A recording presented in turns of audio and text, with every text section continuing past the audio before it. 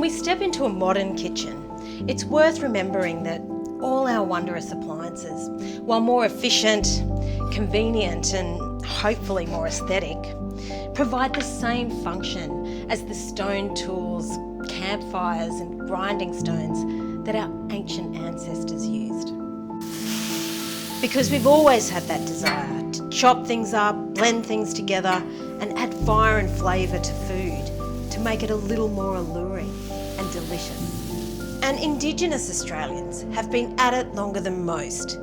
Archaeologists recently discovered that they're the world's oldest bread makers, harvesting, making and baking ancient whole grain loaves. And that means they almost certainly ate the first bit of toast.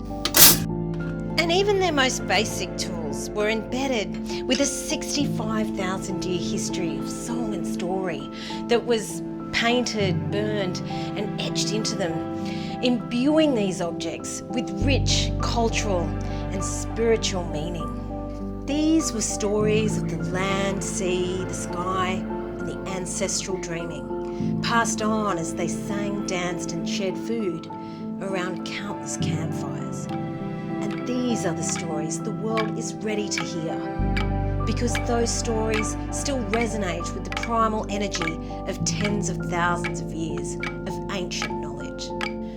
And that's what the Aboriginal Culinary Journey is all about. It's a celebration of the world's oldest living culture, bringing together food and ritual with the best of contemporary Australian design to satisfy that fundamental human need, that hunger to bring art, ceremony and story into our everyday lives and into our homes.